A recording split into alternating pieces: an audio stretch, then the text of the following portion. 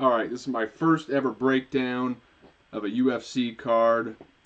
I'm going to try to do these for every card moving forward. Just a quick breakdown on the fights, my predictions, and then a long shot parlay at the end of the video. So I'm just going to jump straight into it. The first fight is between Stephanie Luciano and Talita Alencar. I believe that's how you pronounce her name. Now, they fought before, I believe, on the Contender Series. It was a draw. At this level of women's MMA, with only, they both have, looks like one has 6 fights, the other one has 7. So at this level, it's really hard to predict. The first fight was a draw. If I had to pick, though, I think Stephanie Luciano. I think she's a slight favorite, but really it's a crapshoot. I think it's going to go to a decision either way. If you are going to just bet, I would go decision either way. But if I had to do a pick, it's going to be Stephanie Luciano. But like I said, it's kind of a crapshoot, so not too much confidence in that one.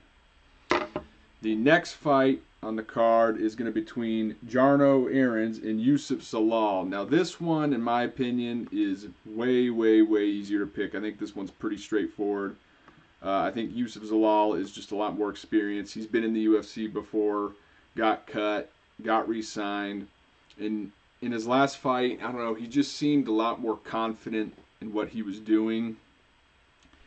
And Jarno, I think he's better than his record. I mean, they're both 14-5-1.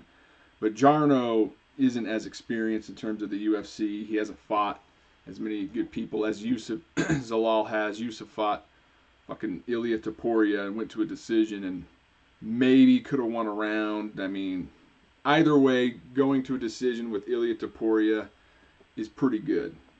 Because I'm looking at his record right here. He beat Stephen Nguyen decision. He did lose to... Oh, wait, no, this is Jarno. This is Jarno I'm looking at. So Jarno beat Stephen Nguyen. He lost to Sung Woo Choi. That's not a very good look. And he lost to William Gomes by majority decision.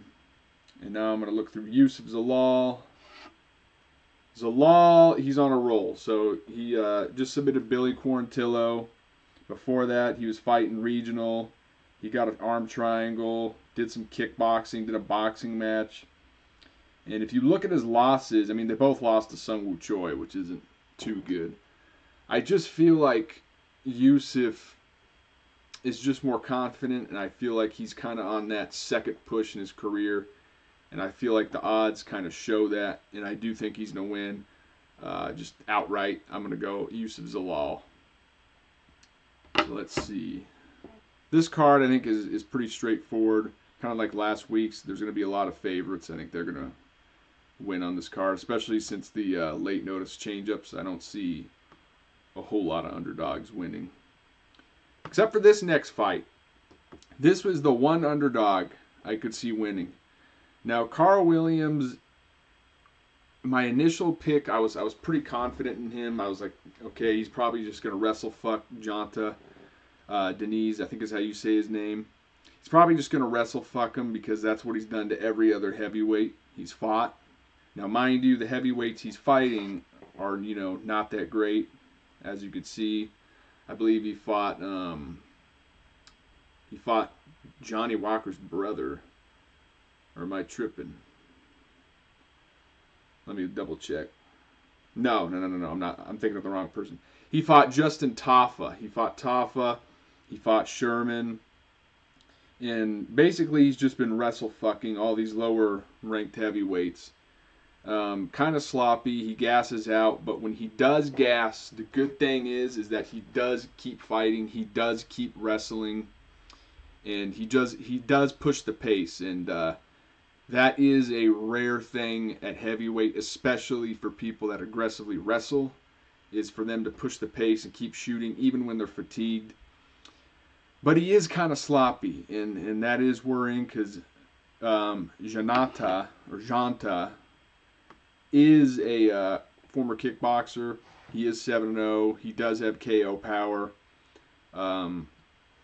I do think he went 3 rounds. Let me double check. I think he went 3 rounds. Yeah, with Rico Verhoeven, he went 3 rounds, and he went to 3 rounds with Daniel Guida back in the day, 2013, 2012. So he can kickbox. Like if you're going 3 rounds, if you're going a decision with Rico and Guida and kickboxing, like you're striking as far as the MMA, UFC heavyweight standard, especially in the lower ranks, is like you're way above there already. So this one I am a little worried about.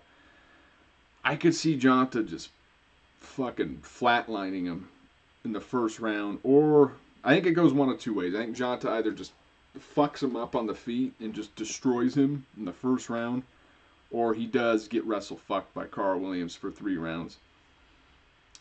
But if I had gun to my head, if I had to choose, I gotta go with Carl Williams just because we've seen him take down some heavyweights, and Denise is a kickboxer. We know Carl Williams is gonna shoot. It's not like a question of, oh, is he gonna shoot? We know he's gonna shoot, and I think that he's a decent pick at the odds. He is quite a big favorite. I don't know if I would take him at those odds, but if I had to pick Carl Williams by decision, he probably just wrestle fucks him. So yeah, on to the next one. We got Carol Rosa and Penny Kianzad, I believe is how you say her name. 17-6, 17-8, 5'5", 5'7". Not much of a difference in reach. Again, another one of these women's fights where it's just going to be really hard to make like a solid prediction. But I mean, I would have to go with Carol Rosa. I just think she's slightly better everywhere. She's just a little bit better. I mean, there's not really much to say. Either way, I think it's going to go to a decision, but if I had to pick, I would be picking Carol Rosa by decision. Not too much to break down. I'm going to go Carol Rosa by decision. Next up, we have a short notice replacement, really short notice, and that's Toshiami Kazama versus Charla Lampos Grigoriou. That's how you pronounce his name. I don't fucking know. Whatever. Toshiami's gotten KO'd, I believe, in the first round pretty quickly in his last 2 fights. Doesn't really seem to be UFC level. That being said, Charla, I mean, you can kind of say the same thing for him, but I think Charla goes for it. He has some pop in his hands. I'm going to go Charla, probably by knockout. Wouldn't be surprised if it went to a decision, but I'm going to go Charla by knockout. Not too complicated. Again, I think this card is pretty straightforward. Now we're going to move up. Yana Santos and Chelsea Chandler. As I cough my lungs out. Now, I've seen a lot of people picking Chelsea Chandler, and I mean, I kind of get it. She has been more recently active, but she is only 6-2. And Yana is 14-8. And she's fought she fought fucking Holly Holm and Cyborg, and she's fought way better competition, and she is the slight favorite. I have been seeing a lot of people picking Chelsea Chandler. I mean, it just depends. I feel like Yana is better, honestly, pretty much everywhere. I think she's a better striker, technically. I think she's stronger in the clinch. I think she uses her range a little bit better. And I think she is a little bit craftier on the ground when it comes to submissions. Chelsea might be a little more like top heavy with her pressure if she gets on top. And I do think she does more damage with like grounded pound. But I could just see Yana kind of controlling her against the cage, pummeling and winning a close decision. I don't know. I think another decision either way, but I do think Yana is going to scrape a decision by.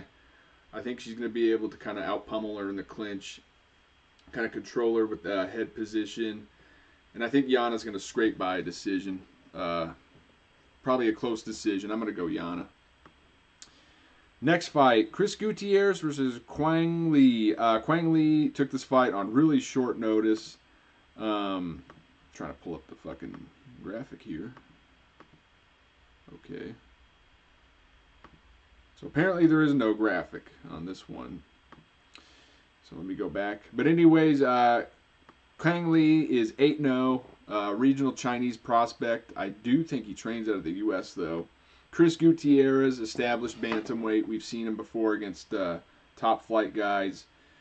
Hasn't really won, against the top guys, but at the end of the day, we've still seen him fight against top flight, established UFC bantamweight contenders. Lee, it's his debut, short notice. He is 8-0. I think Gutierrez wins. I think it's a pretty straight pick.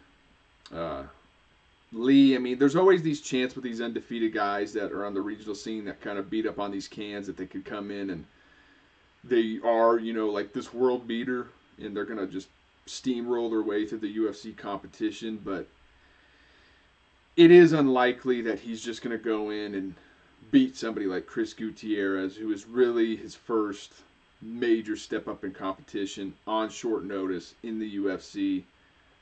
I think Gutierrez wins. Pretty straightforward. The next one is Danny Barlow versus Nikolai Varentikov. Now this, I did do a little bit of fight study on Nikolai, and he has some fucking power, man. Like this, he is kind of stiff. He's not the most fluid striker. He's not the most like technical striker, but he's got power. Like when he hits guys, I mean, he fucking like sends them on their ass. He really does. But that being said, I do feel like Danny Barlow is the more technical striker. I do think he cuts angles well. He switches stances. I do think he has more options on the feet in terms of his overall striking arsenal. And in terms of the grappling, I saw a little bit of wrestling from Nikolai, but to be honest, it wasn't anything that would make me go, oh shit, he's going to wrestle fuck UFC fighters. I don't see that happening. But he has fought good competition relatively, like outside of the UFC. And he did fight Michael Morales on a Contender Series and did lose a decision, which is not that bad. Like Michael Morales he's good, and he's skilled, and I do think Danny Barlow's going to win this fight. I do think he's going to win a decision, but I would not be shocked if Nikolai fucking chinned Danny Barlow and knocked him out. Yeah, I wouldn't be surprised for a knockout either way, but with the way both these guys fight. But Nikolai, he seems pretty durable, and I think Danny Barlow is going to kind of outpoint him, outmove him, just kind of pick him apart at range. And I think Danny Barlow is going to win a decision. But Nikolai is not a bad underdog, I don't think. I really don't think he's that bad of an underdog. He is a lot more experienced in terms of his overall fights and how long he's been fighting. So if there was like an underdog to look at, I would look at Nikolai, but I do think Danny Barlow is going to win a decision here. Next up, Damon Jackson versus Chepe. Now, a lot of people are picking Chepe. I get it. I am too. He is on a roll. He's got some momentum. Damon Jackson has been around.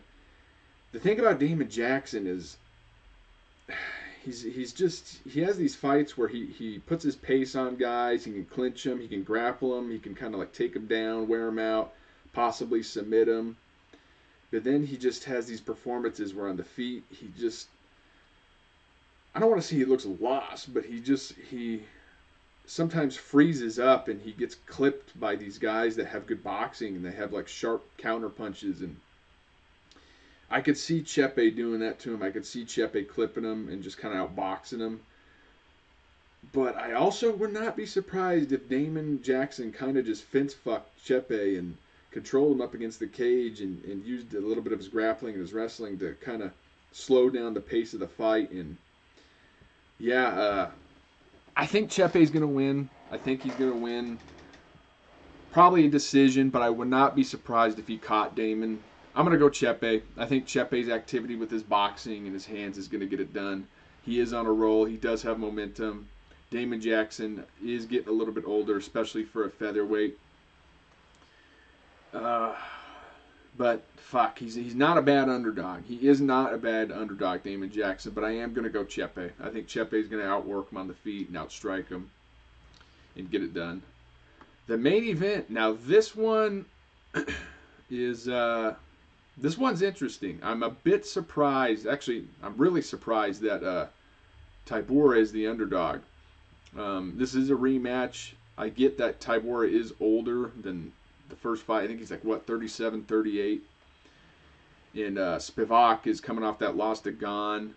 Before that, he beat Derek Lewis. He had some good wins. But just stylistically, I don't see Spivac really controlling and out-wrestling Tybura for 5 rounds. And really, that's the only way he could win, in my opinion, is him just kind of wrestle-fucking and controlling Tybura on the ground or the fence for 5 rounds. And I don't see him being able to do that for 5 rounds. I just don't. I think Tybura is just more well-rounded. I think he has way better striking. I think his kicks are better. I think his hands are better. And I think his overall threat on the ground is better in terms of like his submission threat, his ground and pound. Spivac, he's a good, decent wrestler from the clinch. And when he gets on top, he is pretty heavy. But he's just not, I don't know, he's not the most dangerous guy. And over 5 rounds, I feel like Tybura is going to get the better of him.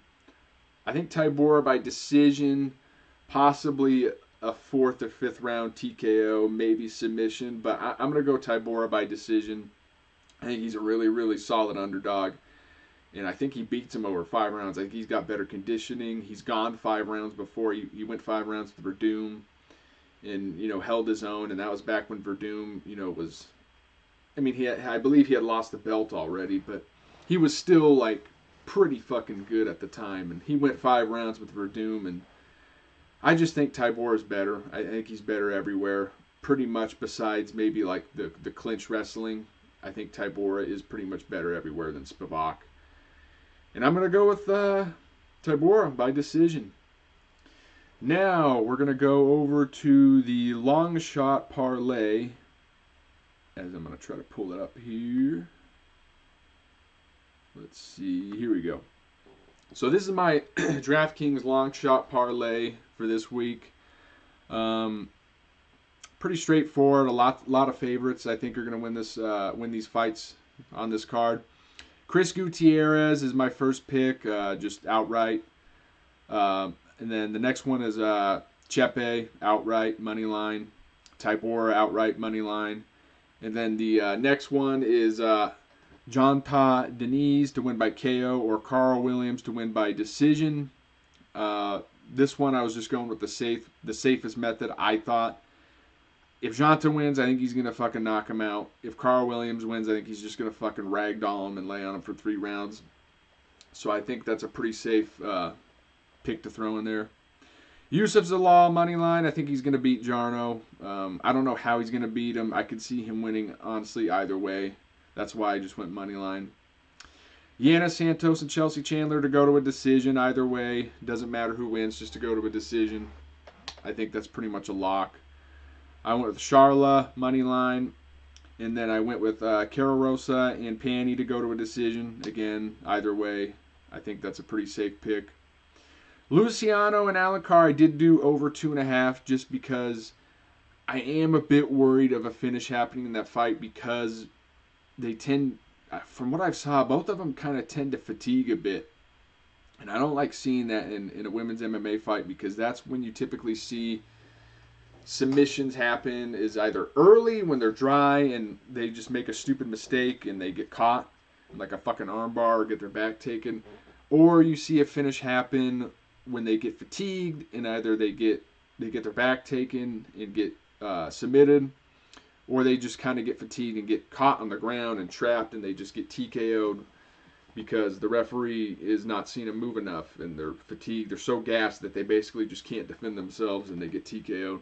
So I did do over 2.5 for that one just to kind of be safe. I do think it's going to go all 3 rounds, but just to throw in that late potential of a finish, I did go over 2.5.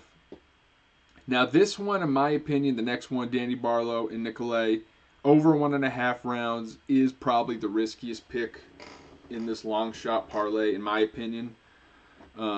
Just because I could see either one of these guys fucking sparking each other early. I really could. But like I said, I think Nicolay's tough, and I think Danny Barlow is going to piece him up for 3 rounds and win a decision. So I did go over 1.5 just in case there was some knockout that happened. I think it was like minus 190 when I did it to go over 1.5, and I thought that was pretty good, especially for a parlay. Again, it is risky because they're both, strikers. They both like to throw heat. But I do see this fight going all 3 rounds to a decision. So I did go over 1.5. That is my long shot parlay for this card. I think like $30. If you bet $30, it gets you like around just over 1,000. Again, long shot parlay I do for fun. I wouldn't personally bet a whole lot on these. Maybe like $5 at the most, maybe 10. But yeah, this is my first video, my first breakdown, my first more of a prediction video than a breakdown. I am gonna try to do some more studying on the cards. This one was pretty straightforward, so I didn't do a whole lot of tape study. And yeah, so yeah, this is my first breakdown. There will be some more in the future. I am going to get a microphone, so the audio will be better quality. Hopefully I'll get some lighting over here behind the camera, so the lighting's a bit better. Yeah, so thank you for watching.